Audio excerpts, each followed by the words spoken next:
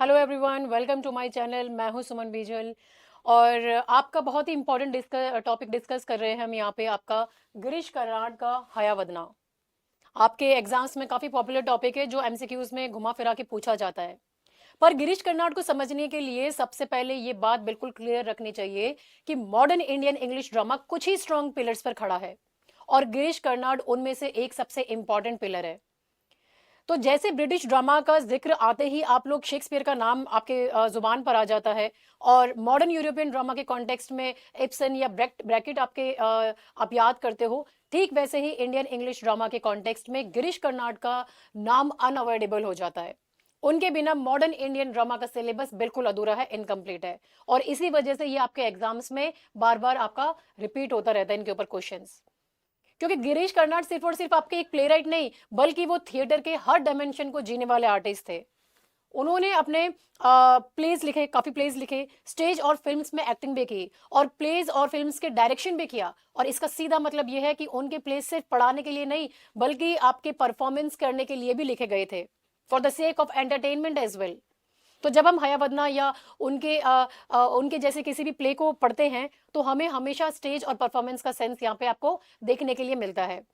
गिरीश कर्नाड को ज्ञानपीठ अवार्ड, ये है ना आपका ज्ञानपीठ अवार्ड, ये भी मिला हुआ है यहाँ पे आपका।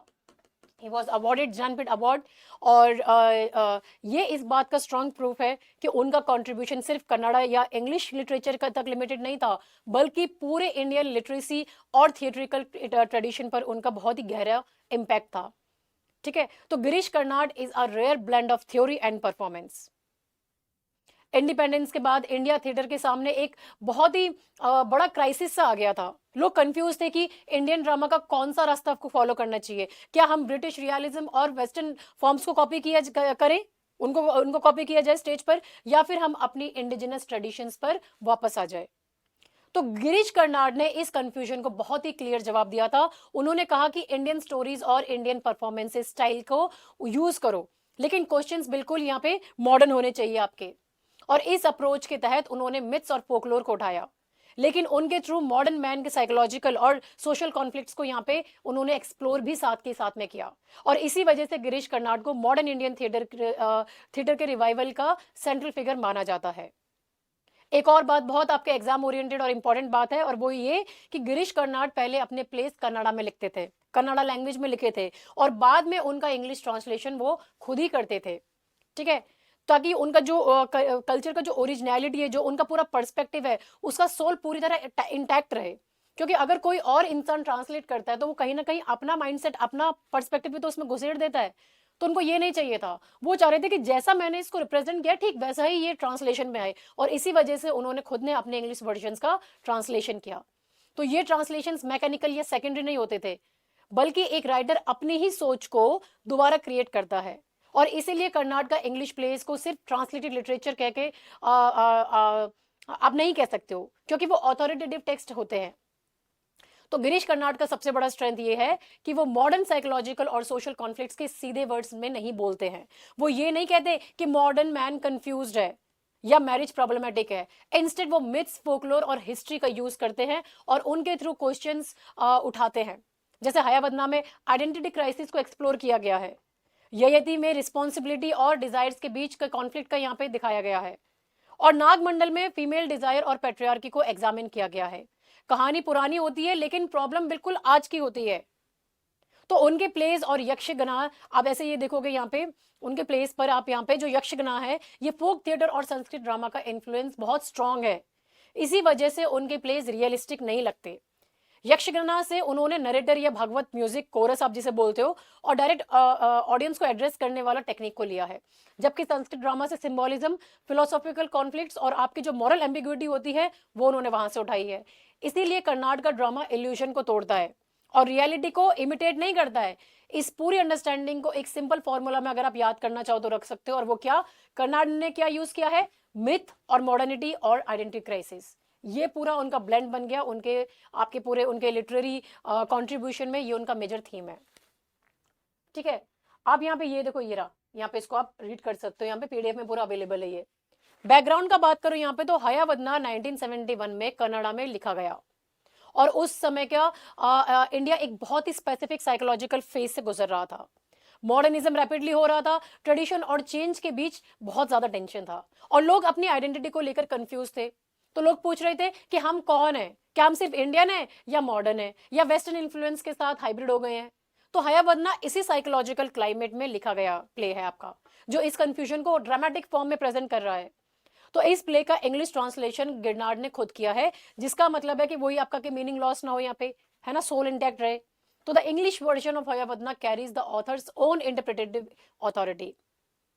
हयावदना का प्राइमरी सोर्स कहां से लिया गया है? प्राइमरी सोर्स है इसका कथा सरित सागर से उठाया गया है ये, जो संस्कृत स्टोरीज का एक बहुत बड़ा कलेक्शन है। उसमें कहानी मिलती है जिसमें दो जो मेल होते हैं और एक फीमेल होती है, दो पुरुष एक स्त्री, और एक अनयूजुअल सिचुएशन में उनके हेड्स एक्सचेंज हो जाते हैं। तो गिरीश कर्नाड ने सिर्फ इस स्टोरी को रिपीट नहीं किया, बल्कि उसमें साइकोलॉजिकल डेप्थ और फिलोसॉफिकल कॉम्प्लेक्सिटी को भी ऐड किया है। इस प्ले पर थॉमस मन की द ट्रांसपोज हेड्स का भी बहुत बड़ा इन्फ्लुएंस है, जिसमें इस कहानी को वेस्टर्न फिलोसॉफिकल एंगल से देखा गया है। तो कर्नाड ने इंडियन मिथ को वेस्टर्न एग्जिस्टेंशियलिज्म के साथ फ्यूज कर दिया था, मिक्स कर दिया था, ब्लेंड कर दिया था, और इसी वजह से हयावदना सिर्फ एक इंडियन प्ले नहीं बल्कि एक ग्लोबल फिलोसॉफिकल प्ले बन जाता है। इंडियन साइड पर आपका देखोगे तो मिथ मिथ ऐड कर दिए उन्होंने, और जहां पे आपका कर्म और धर्म जैसे कॉन्सेप्ट्स है, और वेस्टर्न साइड पर आप अगर आप देखोगे उस पर्सपेक्टिव से, तो इन्होंने आइडेंटिटी प्रॉब्लम, एग्जिस्टेंशियल डाउट और बॉडी माइंड स्प्लिट जैसे यहाँ पे इश्यूज बना दिए हैं। तो इस कॉम्बिनेशन का रिजल्ट क्या हुआ? एक ऐसा प्ले जो इंडियन रूट्स रखता है लेकिन मॉडर्न ग्लोबल एंजाइटी को भी एक्सप्रेस करता है। ठीक है, ये इंपॉर्टेंट है, ये इंफॉर्मेशन आप ध्यान में रखना, एमसीक्यूज आ जाते हैं इसको लेके यहाँ पे। अब आप टेक्स्ट इंट्रोडक्शन में देखोगे यहाँ पे, तो हयावदना को एक प्रॉब्लम प्ले माना जाता है। प्रॉब्लम प्ले का मतलब ये होता है कि प्ले कोई क्लियर सॉल्यूशन प्रोवाइड नहीं करता, बल्कि मॉरल कंफ्यूजन क्रिएट करता है और ऑडियंस को सोचने पर मजबूर करता है। इस प्ले में यह बिल्कुल क्लियर नहीं होता कि कौन सही है और कौन गलत है, और इसी अनसर्टेनिटी में प्ले का पावर आपकी छुपी हुई है। प्ले का सबसे बेसिक क्वेश्चन ये है कि what makes a person who they are, क्या बनाता है आखिर इंसान को जो वो है खुद, आपको क्या बना रहा है कि आप खुद हो। तो क्या आइडेंटिटी हेड से बनती है, या बॉडी से बनती है, या डिजायर से बनती है, या हमारी यादों से बनती है? तो प्ले इन सवालों का कोई भी डायरेक्ट आंसर नहीं देता, बल्कि ऑडियंस के सामने ये डिलेमा छोड़ देता है कि तुम जवाब दो, तुम बताओ। तो कंप्लीटनेस का आइडिया भी इस प्ले का सेंट्रल कंसर्न है। हर कैरेक्टर किसी ना किसी तरह से इनकम्प्लीट है। देवदत्त के पास माइंड है लेकिन बॉडी बहुत वीक है, और कपिला के पास स्ट्रांग बॉडी है लेकिन इंटेलेक्चुअल डेप्थ कम है, बुद्धि नहीं है। पद्मनी डिजायर और डिससेटिस्फेक्शन के बीच फंसी हुई है, और हयावदना लिटरली आधा आदमी और आधा घोड़ा है। तो इसका आयरनी ये है कि जो कैरेक्टर कंप्लीटनेस ढूंढना निकलता है वही सबसे ज्यादा सफर करता है यहाँ पे। बॉडी और माइंड का कॉन्फ्लिक्ट इंडियन फिलोसॉफी और वेस्टर्न साइकोलॉजी दोनों को साथ में लेकर आया है। लीगल डिसीजन ये आपका अगर आप देखोगे यहाँ पे, तो लीगल डिसीजन ये मानता है कि हेड की आइडेंटिटी होती है, कि भाई जिसका सर है उसी की आइडेंटिटी है, वही इंसान है यहाँ पे। लेकिन इमोशनल ट्रूथ ये दिखाता है कि बॉडी और डिजायर भी इक्वली इंपॉर्टेंट है। ये सारी चीजें तीनों मिलकर इक्वली इंपॉर्टेंट है, आप एक को तवज्जो नहीं दे सकते हो। और ये कॉन्फ्लिक्ट पूरे प्ले में यहाँ पे अनरिजॉल्व्ड ही रहता है, कोई एंड में आपका सोल्यूशन नहीं मिलता है। तो पद्मानी का डिजायर इमोरल के रूप में रिप्रेजेंट नहीं किया यहाँ पे, बल्कि सोसाइटी उस डिजायर को एक्सेप्ट भी नहीं करती है, और इसी वजह से ट्रेजेडी इनएविटेबल हो जाती है। ड्रामेटिक स्ट्रक्चर का लेवल यहाँ पर आपको देखने के लिए मिलेगा कि हयावदना रियलिस्टिक प्ले नहीं है।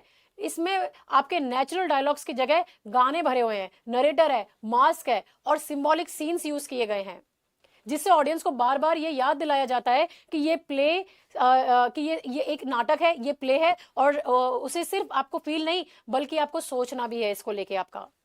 ठीक है, तो इसका मैं आपको कॉन्टेक्स्ट समझाऊं यहाँ पे। तो पोस्ट इंडिपेंडेंस इंडिया में जब आपका कॉलोनियल रूल खत्म हो गया था ना, जब हमारा देश आजाद हो गया था, तो उस टाइम पर आपके क्या हुआ था कि कॉलोनियल रूल चला गया, ब्रिटिशर्स चले गए, लेकिन आइडेंटिटी का सवाल और ज्यादा इंटेंस हो गया था। लोग पूछ रहे थे कि हम मॉडर्न कैसे बने बिना अपने कल्चरल रूट्स के खोए। तो हयावदना इसी कंफ्यूजन का ड्रामेटिक एक्सप्रेशन है आपका, आप कह सकते हो इसको। तो प्ले क्या है, एक आइडियल मैरिज के कॉन्सेप्ट को भी क्वेश्चन करता है यहाँ पे।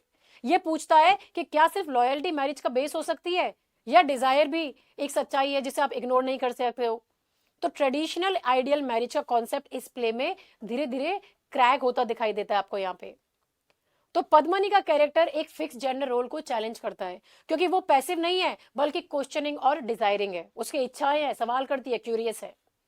तो ये ट्रेडिशनल फीमेल इमेज को डायरेक्टली यहाँ पे कन्फ्रंट करते हैं। Society clear identity, fixed roles और परफेक्ट ऑर्डर चाहती है क्योंकि वो इजी है, कन्वीनियंट है। लेकिन प्ले ये कहता है कि परफेक्शन एक इल्यूजन है, ऐसा कुछ है ही नहीं परफेक्शन नाम की चीज। तो ये existential anxiety direct modern language में एक्सप्रेस नहीं होती, लेकिन एंजाइटी बिल्कुल मॉडर्न है। इसीलिए ये फेमस लाइन आपको अगर आपने सुनी हो तो ये वाली, ancient stories are used to express modern alienation. तो एक अगर आप यहाँ पे देखोगे यहाँ पे, तो हयावदना सिर्फ एक प्ले नहीं बल्कि एक मिरर है जिसमें मॉडर्न मैन अपनी फ्रेगमेंटेड सेल्फ को देख सकता है। मैं इसकी आपको समरी समझा देती हूँ एक बार शॉर्ट एंड स्वीट तरीके से। हयावदना एक स्टोरी आपकी, तो ये स्टार्ट होती है आपकी देवदत्त से, जो एक बहुत ही हाईली इंटेलेक्चुअल, स्कॉलरली और ट्रेडिशन बाउंड ब्राह्मण है।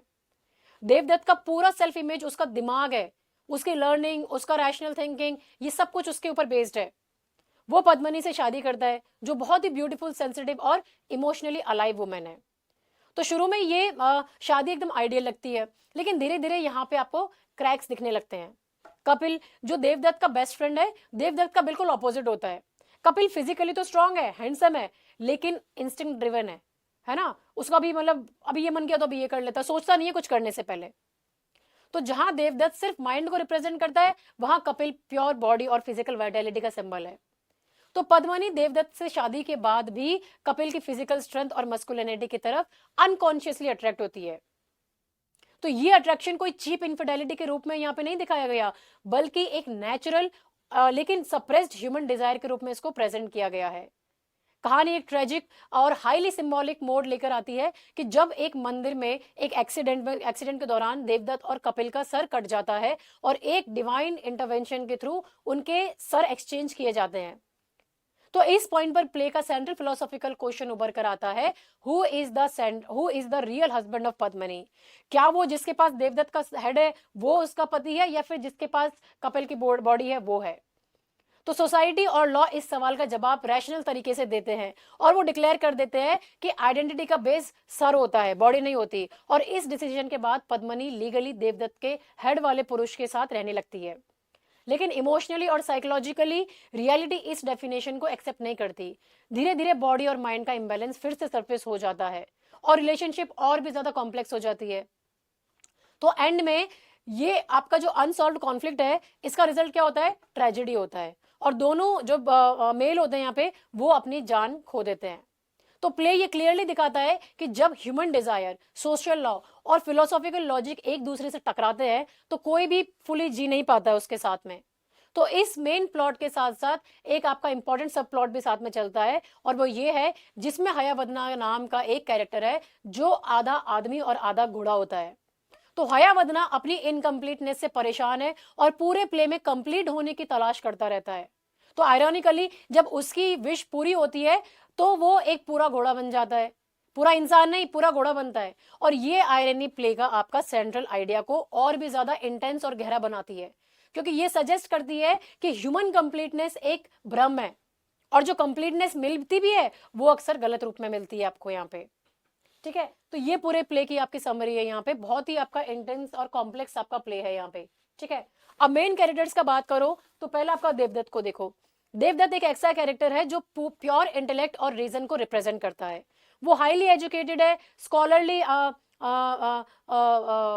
बहुत ही पढ़ा लिखने वाला और फिलोसॉफिकली इंक्लाइंड है, लेकिन फिजिकली वीक है, ज्यादा मस्कुलिन बॉडी नहीं है उसकी। तो उसका पूरा सेल्फ वर्थ उसके दिमाग और उसकी लर्निंग पर बेस्ड है। अब देवदत्त ये मानकर चलता है कि माइंड ही इंसान का असली सच्चाई होती है, असली आइडेंटिटी होती है, और इसी बिलीफ के साथ वो अपनी शादी और अपने डिसीजंस को जस्टिफाई करता है। लेकिन प्ले ये दिखाता है कि सिर्फ इंटेलेक्ट पर बेस्ड आपकी आइडेंटिटी इनकम्प्लीट होती है। यहाँ पे आपका कपिल का बात करें तो कपिल देवदत्त का एग्जैक्ट कॉन्ट्रास्ट है। वो स्ट्रांग है, हैंडसम है और इंस्टिंक्टिव है। तो कपिल का बॉडी, एनर्जी और फिजिकल उसका वाइटैलिटी का सिंबल है। उसके पास देवदत्त जैसा इंटेलेक्ट और रिफाइनमेंट नहीं है, लेकिन उसकी फिजिकल प्रेजेंस और नेचुरल मस्कुलिनिटी पद्मनी को डीपली अट्रैक्ट करती है। तो कपिल का कैरेक्टर ये दिखाता है कि सिर्फ बॉडी पर बेस्ड आइडेंटिटी भी आपकी इनकम्प्लीट होती है, क्योंकि बिना इंटेलेक्चुअल बैलेंस के वो भी आपकी सस्टेन नहीं कर सकती है, वो भी खत्म हो जानी है आपकी। पद्मनी का बात करो आप यहाँ पे आपका, तो पद्मनी क्या है आपके यहाँ पे, ये प्ले का सबसे कॉम्प्लेक्स और डिबेटेड कैरेक्टर है। वो डिजायर ड्रिवन है, इच्छाओं से चलती है, मतलब जो इच्छा उसको ज्यादा स्ट्रॉन्ग डोमिनेट कर रही होती है उसके हिसाब से चलती है, लेकिन वो इमोरल नहीं है। वो ट्रेडिशनल फेमिनिटी को, पैसिव रोल को साइलेंटली एक्सेप्ट नहीं करती, बल्कि अपनी इमोशनल और फिजिकल नीड्स को फील करती है। पद्मनी फीमेल एजेंसी और आपके डिससेटिस्फेक्शन दोनों को रिप्रेजेंट करती है। तो ये प्ले ये सजेस्ट करता है कि पद्मनी की ट्रेजेडी उसके डिजायर नहीं, बल्कि सोसाइटी उसके डिजायर को सप्रेस करती है। हयावदना का नाम लो तो हयावदना एक ऐसा सिंबॉलिक कैरेक्टर है जो आधा आदमी आधा घोड़ा है। वो पूरे प्ले में अपनी इनकम्प्लीटनेस से सफर करता है और एक कंप्लीट आइडेंटिटी पाने की कोशिश करता रहता है। तो हयावदना कौन है? ये वो मॉडर्न मैन है, उस ये वो मॉडर्न मैन के आइडेंटिटी क्राइसिस का मेटाफर बन जाता है, जिसमें इंसान अपनी फ्रेगमेंटेड सेल्फ से परेशान होता है, लेकिन जब सॉल्यूशन मिलता है तो वो सॉल्यूशन से भी सेटिस्फैक्टरी नहीं है, अब वो और भी दुखी हो जाता है।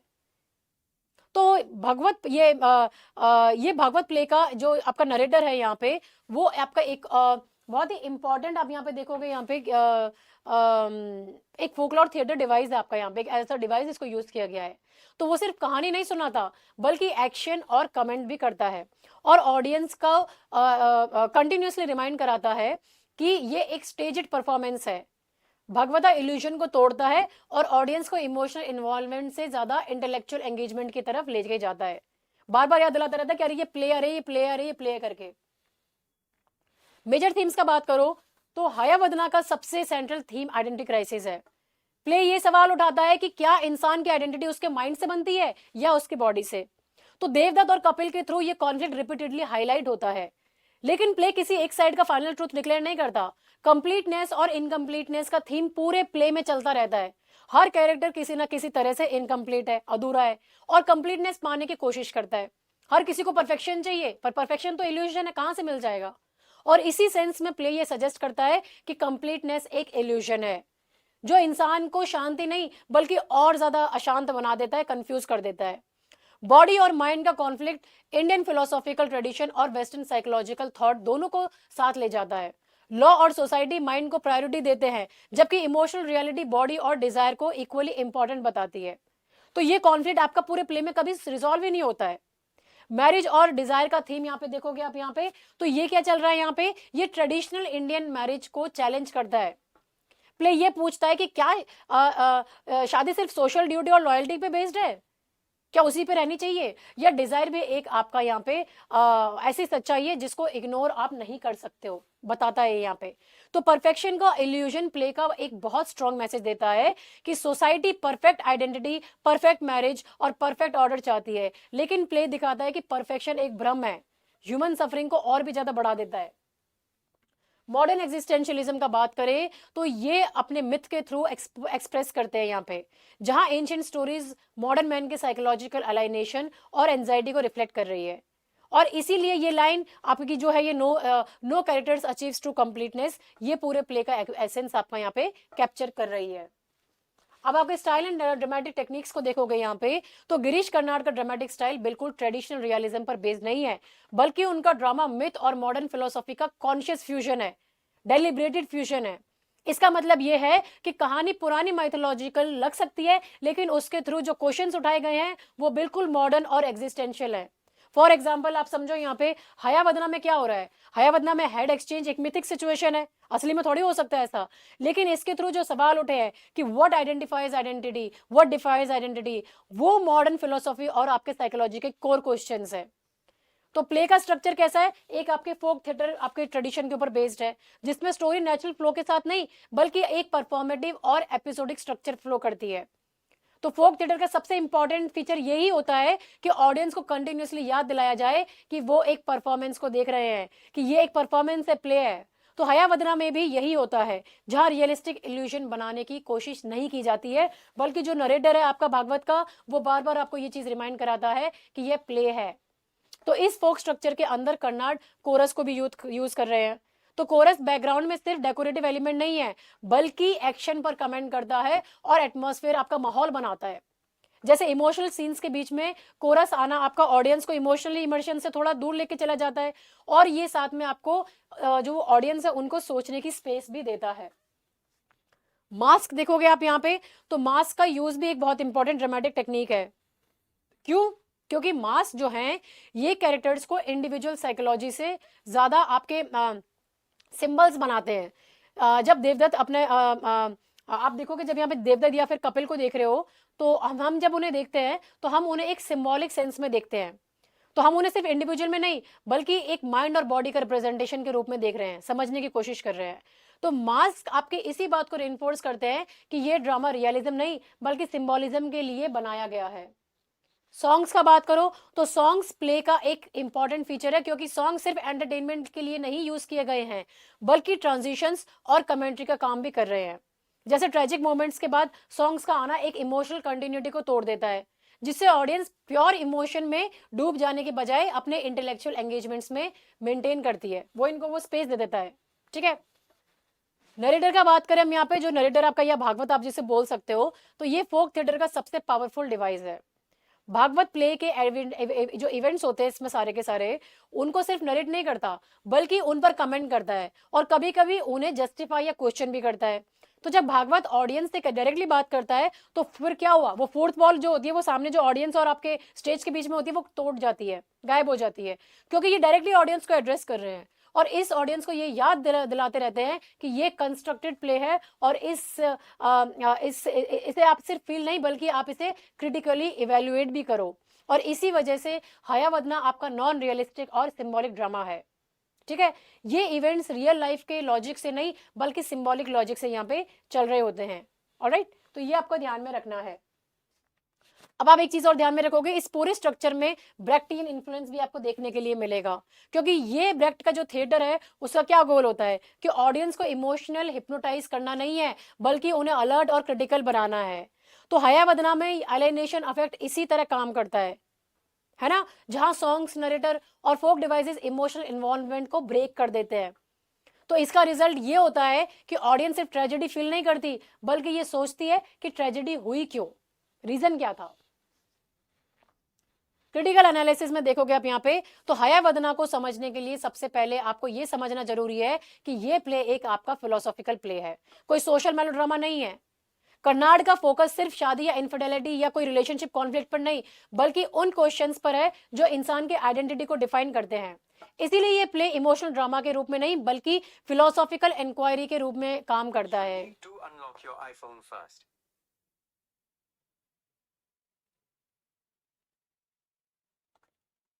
ठीक है, तो ये आपको यहाँ ध्यान रखना है।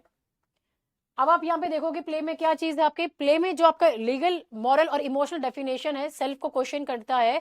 लॉ ये मैनेज आपका लॉ ये मानता है यहाँ पे कि हेड अपना जो है ये आइडेंटिटी आपके हेड से होती है यहाँ पे, इसीलिए जिसके पास देवदत्त का हेड होता है वो पद्मनी का हस्बैंड बनता है। ठीक है, लेकिन मॉरल और इमोशनल रियलिटी इस डिसीजन को पूरी तरह से एक्सेप्ट नहीं करती, क्योंकि बॉडी और डिजायर ये भी आपका रोल इक्वली आपकी स्ट्रांग होती है और प्ले करती है। तो कर्नाड ये दिखाते हैं कि एक ही सिचुएशन को लॉ, मोरालिटी और इमोशंस तीनों अलग अलग तरीके से देखते हैं और इनमें से कोई भी डेफिनेशन कंप्लीटली सच नहीं होती है। ठीक है, पद्मनी का जो कैरेक्टर है यहाँ पे आपका, इट इज ऑफ्टन डिबेटेड। कुछ क्रिटिक्स उसे फेमिनिस्ट आइकन के रूप में देखना चाहते हैं, लेकिन ये इंटरप्रिटेशन कंप्लीटली कन्विंसिंग भी नहीं है। पद्मनी अपनी डिजायर को फील करती है लेकिन वो उस डिजायर पर फ्रीली एक्ट नहीं करती, तो इस सेंस में वो पैट्रियार्की के अंदर ट्रैप्ड दिखाई देती है। तो उसकी ट्रेजेडी ये नहीं है कि वो डिजायर करती है बल्कि ये है कि सोसाइटी उस डिजायर के लिए कोई लेजिटिमेट स्पेस अलाउ नहीं करती है। ठीक है, हयावदना का सब प्लॉट का बात करें तो ये जो है यहाँ पे ये प्ले का फिलोसॉफिकल मैसेज को रिइंफोर्स करता है। हयावदना पूरे प्ले में कंप्लीटनेस के पीछे भागता रहता है और जब उसे कंप्लीटनेस मिलती है एंड में तो वो एक पूरा घोड़ा बन जाता है। तो पूरा इंसान नहीं बनता, पूरा घोड़ा बनता है। और ये आयरनी ये दिखाती है कि ह्यूमन लॉन्गिंग फॉर परफेक्शन ये सेल्फ डिस्ट्रक्टिव ही होती है, क्योंकि जो चीज हम ढूंढते रहते हैं वो अक्सर गलत रूप में मिलती है। ठीक है, तो ये इस आपकी पूरी स्टोरी का यहाँ पे एसेंस दिया गया है। मेन इंपॉर्टेंट की पॉइंट्स है जिनको आप देखोगे कि ये प्ले आपका 1971 में लिखा गया था। सोर्स इसका कथा सरित सागर है। जॉनर ये आपका मिथिकल सिंबॉलिक ड्रामा है और सेंट्रल क्वेश्चंस पूरे प्ले में चलता है कि व्हाट डिफाइंस आइडेंटिटी, कि आखिर आइडेंटिटी क्या है। ठीक है, तो ये आपको यहाँ पे ध्यान में रखना है। फिर हयावदना की आयरनी कि मतलब वो कंप्लीट हो जाता है, पूरी प्ले में कंप्लीटनेस ढूंढता है, इवेंचुअली एंड में कंप्लीट होता है, लेकिन वो तब भी खुश नहीं होता है क्योंकि बन क्या जाता है, पूरा घोड़ा बन जाता है पूरे इंसान की बजाय। फोक थिएटर और मॉडर्न एग्जिस्टेंशियलिज्म दोनों थीम्स यूज की गई हैं। और भगवत कौन है, वो आपका ट्रेडिशनल नरेटर डिवाइस की तरह उसको यहाँ पे बताया गया है, जो ऑडियंस का फोर्थ वॉल को ब्रेक करता है और डायरेक्टली एड्रेस करता है और इन्हें बार बार रिवाइंड कराता है कि ये क्या है। ठीक है, हाईएस्ट प्रोबेबिलिटी के क्वेश्चन से बहुत इंपॉर्टेंट है, तो आपने यहाँ पे इनको ध्यान में रखना है। पहला देखिए, Hayavadana is based on stories from, तो ये कथा सरित सागर से आपका बेस्ड ऑन है। नेक्स्ट देखो, the central philosophical issue in Hayavadana is, क्या है आपका सेंट्रल फिलोसॉफिकल इशू आपका हयावदना में, तो वो है आपका आइडेंटिटी और कंप्लीटनेस। प्ले का पूरा स्ट्रक्चर एक ही फंडामेंटल सवाल को अराउंड घूमता रहता है कि इंसान की आइडेंटिटी किस चीज से बनती है और क्या इंसान कभी ट्रूली कंप्लीट हो सकता है। ठीक है, फिर आता है देवदत्त सिंबलाइजेस, क्या सिंबलाइज करता है देवदत्त, माइंड को सिंबलाइज करता है, इंटेलेक्ट को, लॉजिक को और रीजन पर वो ज्यादा भरोसा करता है। ठीक है, कपिला रिप्रेजेंट्स, कपिला क्या रिप्रेजेंट कर रहा है यहाँ पे आपका, कपिल रिप्रेजेंट करता है उसके इंस्टिंक्ट और बॉडी को, सोचता नहीं है कुछ अपना करने से पहले, वो स्ट्रांग है, हैंडसम है और इंस्टिंक्ट ड्रिवन है। ठीक है, नेक्स्ट आओ, पद्मनीज कैरेक्टर मेनली क्वेश्चंस, क्या क्वेश्चन करती है पद्मनी का कैरेक्टर यहाँ पे आपका, तो ये कैरेक्टर आपका क्वेश्चन करता है female desire within marriage को लेके, है ना। तो ये वो मैरिज के अंदर फीमेल डिजायर को क्वेश्चन करती है क्योंकि उसे उसकी जो इमोशनल और फिजिकल नीड्स है देवदत्त के साथ में वो पूरी तरह से सेटिस्फाइड नहीं है। ठीक है, तो ये अपने पद्मनी का जो डिजायर को यहाँ पे इमोरल के रूम में नहीं देखना है आपको, बल्कि ये पूछता है कि क्या मैरिज के अंदर फीमेल डिजायर को सप्रेस करना सही है, या आपको रिलीजन, पॉलिटिकल अथॉरिटी या सोशल क्लास या सेंट्रल इशू का ये मुद्दा नहीं है। तो ये यहाँ पे सारे सवाल उठाता है। हयावदना फाइनली बिकम्स, क्या बन जाता है वो एंड में, कंप्लीट हॉर्स बन जाता है वो, जिसकी वजह से वो और भी दुखी हो जाता है। ठीक है, परफेक्शन चाहने की वजह में उसे गलत चीज मिल जाती है। Bhagavata role is that of, क्या है भागवत का रोल, कोरस और नरेटर बनता है वो यहाँ पे आपका। तो ये फोक थिएटर ट्रेडिशन से आया हुआ है और ये कहानी को आगे बढ़ाता है और साथ ही उन पर कमेंट भी करता रहता है ऑडियंस के साथ में। ड्रामेटिक टेक्निक यूज्ड हेवीली इन हयावदना, कौन सी टेक्निक आपकी यूज की गई है हयावदना में, वो है आपका फोक थिएटर। ठीक है, तो हयावदना रियलिज्म या नेचुरलिज्म पर बेस प्ले नहीं है, इसमें सॉन्ग्स, मास, कोरस और नरेटर जैसे फोक थिएटर एलिमेंट्स हैं। ठीक है, the legal decision in the play defines identity by, कैसे बताता है आइडेंटिटी को कि भाई आइडेंटिटी किसके ऊपर बेस्ड ऑन होती है, सर के ऊपर, हेड के ऊपर इसको बताया गया है। ठीक है, नेक्स्ट आओ, हयावदना अल्टीमेटली सजेस्ट दैट, क्या सजेस्ट करता है हयावदना यहाँ पे, तो हयावदना आपका इवेंचुअली सजेस्ट करता है कि जो कंप्लीटनेस है ये एक भ्रम है, इल्यूजन है। फाइनल मैसेज यही है कि इंसान जो कंप्लीटनेस को ढूंढता है वो असल में एक इल्यूजन होता है। ठीक है, ना देवदत्त, ना कपिल और ना पद्मनी और ना ही हयावदना, इनको कभी ट्रू कंप्लीटनेस अचीव मिलती ही नहीं है, कर ही नहीं पाते ये। और इसीलिए ये प्ले सजेस्ट ये नहीं करता कि नॉलेज पीस लेकर आता है या डिजायर फुलफिलमेंट देती है, बल्कि ये आपको यहाँ पे सिखा रहा है या बता रहा है कि परफेक्शन और कंप्लीटनेस एक इल्यूजन है, भ्रम है। ठीक है, तो ये था आपका गिरीश कर्नाड का हयावदना, आपको मैंने अच्छे से एक्सप्लेन कर दिया है। और आपका जो इसका पीडीएफ है, इसका पीडीएफ पेड बैच का कोर्स है, तो इसका पीडीएफ अवेलेबल नहीं होगा इसको लेके। तो अगर आपको ये वीडियो पसंद आया है तो ये रहा अपना, यहाँ पे आपने डाउनलोड नहीं करी तो ऐप को डाउनलोड कर लीजिए या फिर आप वेबसाइट पे विजिट कर सकते हैं। ये iOS के लिए है, ये टेलीग्राम चैनल है जिसको आप फॉलो कर सकते हैं। This is the WhatsApp number जो आप मुझे कॉन्टैक्ट करने के लिए टेक्स्ट कर सकते हैं इस पे ऊपर। ठीक है, so thank you so much for watching this video and stay tune for more videos. Thank you, have a nice day.